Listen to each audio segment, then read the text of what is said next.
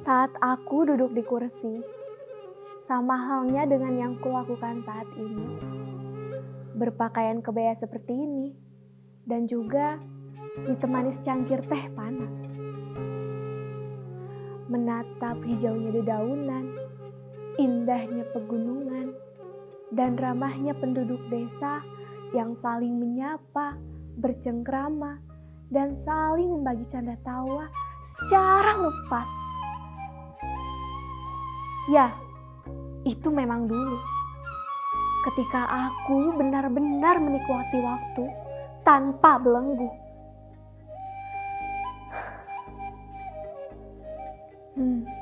Belenggu yang kuat, yang terus mengikat pikiranku tanpa batas waktu.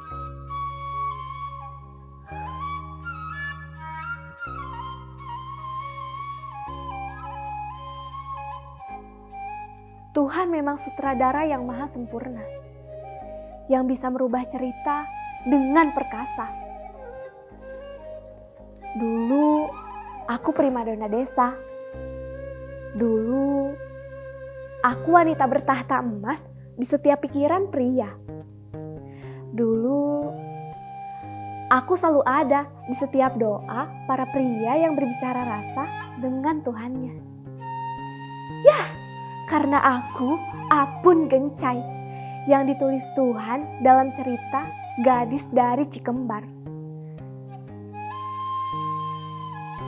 Hai Akang, Jajaka Gandang di Cipamingkis, tambatan hati Apun Gencai. Seorang pemuda yang santun dan berkarisma, pujaan hati Apun Gencai. Seorang pemuda yang gagah berani dan tanpa pamrih, kekasih hati Apun Gencai. Masih ingat dulu ketika Akang bilang ke Apun, jangan pernah meragukan kesetiaan Akang. Akang bahkan suka kesal dan marah saat Apun bilang ke Akang, Akang bohong sayang ke Apun. Akang masih ingat? Iya, saat Akang pertama kali datang ke rumah Apun, lalu Akang bertemu dengan abah emak Apun. Saat itu Akang bilang, terasa bagaikan langit akan runtuh. Akang. Banyak hal yang membuat Apun menerima Akang untuk menjadi kekasih Apun. Akang, lalaki langit lalanang jagat. Siapa yang datang? Tidak!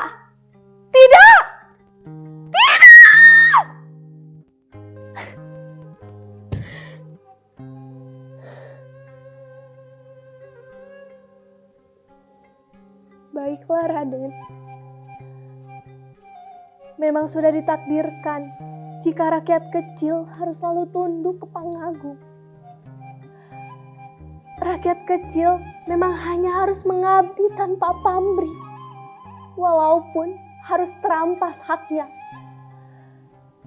Rakyat kecil juga akan berdosa jika melawan kehendak dari pupuhu-pupuhu negeri. Apalah daya dari seorang Apun Gencai yang hanya berasal dari kaum cacah. Kaum yang tidak bisa memiliki hak untuk memilih dan hanya bisa menerima jika dipilih. Maafkan Apun, Kang. Bukannya Apun tidak mengerti kata setia. Bukannya Apun tidak mengerti janji pasini. Apun tahu, Akang adalah lalaki langit lalanang jagat, tara cidra karena subaya, tara jalir karena janji.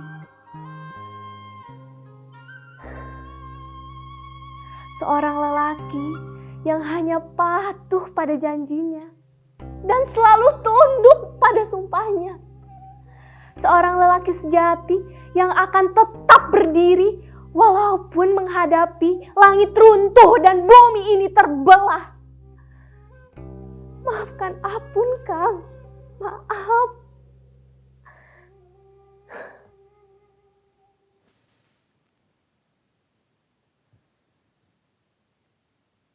Kini aku duduk di kursi ini.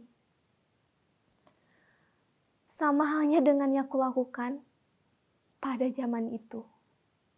Setiap hari. Tapi kini, aku tanpa menatap hijaunya dedaunan, indahnya pegunungan, dan ramahnya penduduk desa yang saling menyapa, bercengkrama, dan saling membagi canda tawa secara lepas.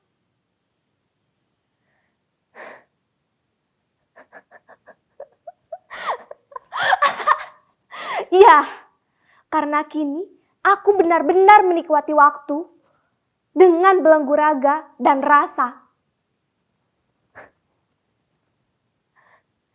Tidak ada kata yang bisa Apun ucapkan untuk Akang selain kata maaf. Maafkan Apun, Kang.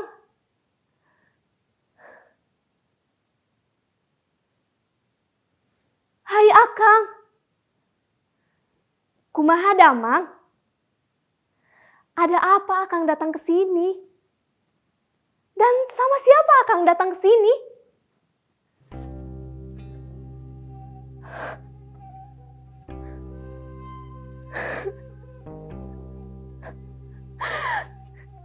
Tidak! Hari ini ada yang tidak biasa dari hari-hari sebelumnya. Matahari yang biasanya bersinar terang, penuh dengan kehangatan, kini merah menyala, penuh dengan amarah.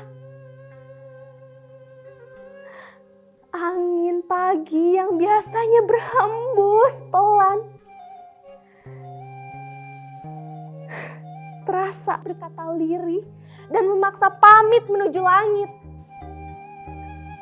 Embun bening yang biasanya menyapa dedaunan hijau, kini telah berwarna dan tercampur darah. Sang raja telah perlaya. Pemimpin kini telah labu pati. Penduduk pengisi negeri yang biasanya ramah, saling menyapa, bercengkrama, kini mereka saling berteriak kencang, penuh dengan emosi memuncak. Siapa pelakunya? Akang kenapa? Nu asih dipaparin nyeri, nu heman jadi lara tunggara. Apun tahu, Akang sangat sayang ke Apun. Apun juga tahu, Akang sangat cinta ke Apun.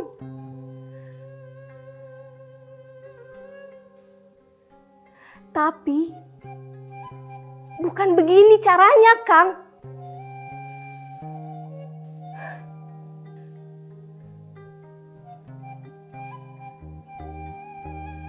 Nemahan pati terjadi janji pasini. Perlaya lain jadi subaya urang.